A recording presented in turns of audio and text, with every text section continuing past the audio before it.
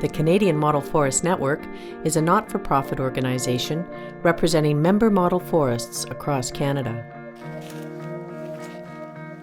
A model forest uses a collaborative approach to develop innovative solutions and new opportunities that promote sustainable forests and sustainable communities. The network provides local, national, and international leadership to support these initiatives.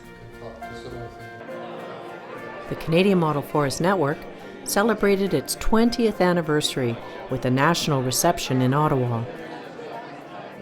They also held forest-related workshops with several strategic partners. Lovers of model forests and lovers... Daniela Abour, the current chair of the network, shared his thoughts on the importance of the model forest movement. In Canada, a lot of the role and work of model forests is to rebuild a social contract around forestry. For too long, for 100 years, we've really relied on a liquidation economy based on volume and price in global markets. And what model forests are trying to do is to rebuild a forest sector that generates more reliable prosperity for communities, for First Nations, for partners that have been, for the most part, left out of the forest economy. A key role of the Model Forest Network is to share expertise and best practices with local partners to promote sustainable forest management. For example, promoting and certifying a forest as having been managed with a balanced respect for its diverse values has become an important part of that process. We've been a partner of the Canadian Model Forest Network for 20 years now. It is through our affiliation with them and the diversity of expertise they represent from across the country that we've been able to demonstrate major successes in key areas like forest certification. Now, after 10 years of effort, we've proven it as a viable option within the settled landscape of Southern Ontario, and we're recognized as a leader in the field of forest and chain of custody certification. This could not have happened without the network. The true success of a model forest is achieved when partners with diverse interests find ways to come together to develop common solutions. Some partnerships have quite an impact. One of the partners I want to tell you about is the Sturgeon River Plains Bison Stewards, and the representative from that group is Gord Bodland. Gord came to us with an idea about 5 years ago. He had a group of farmers and ranchers living on the west side of Prince Albert National Park, and they had a little problem. They had to coexist with about 500 free-ranging pure plains bison. So it's been challenging for them. They came to the model forest and they said, can you find a way to help us?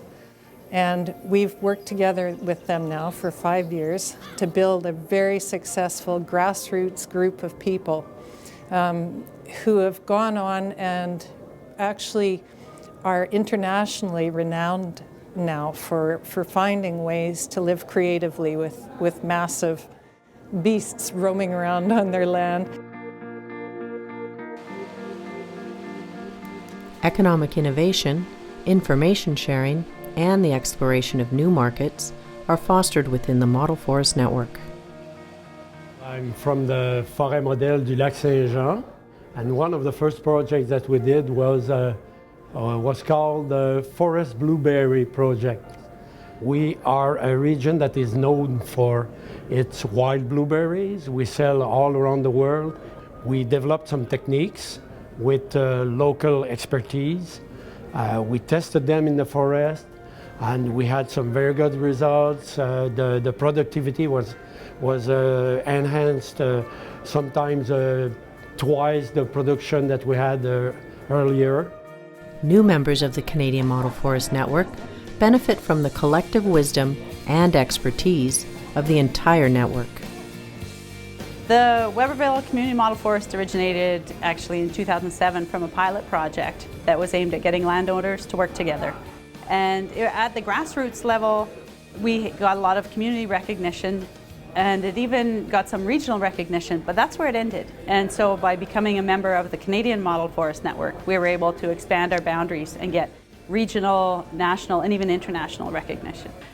Our favorite project right now that we're working on is a network of trail systems that recognizes that there are individual trail systems on landowners, small pieces of land, that by connecting those pieces we can make a larger trail network for a lot more users.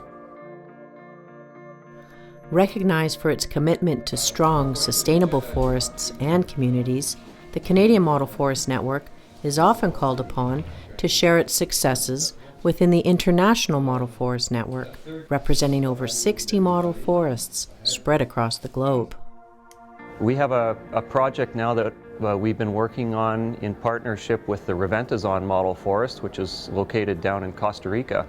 We've been working down there for 5 years now, and it's a joint effort between our model forest in Canada, the Reventazon Model Forest in Costa Rica, as well as Broken Head Ojibwe Nation, which is a First Nations community in our model forest area in Manitoba, as well as the Cabekar indigenous group in Costa Rica. And the project is all about empowering the indigenous community in Costa Rica to chart their own economic future. And they've decided on their own what that future will be, and it's focused on ecotourism and cultural tourism, or what's known as ethnotourism. And so we've been working in partnership with these organizations to develop capacity within their indigenous community to receive tourists. So we've developed some of the infrastructure. We've helped to build cabins and tenting platforms and proper washroom and sewage facilities, drinking water treatment.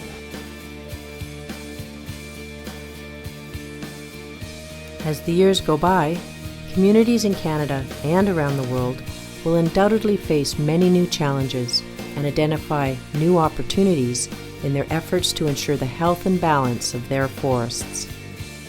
All the more reason for the Canadian Model Forest Network to continue leading the way to forest sustainability through partnership and innovation.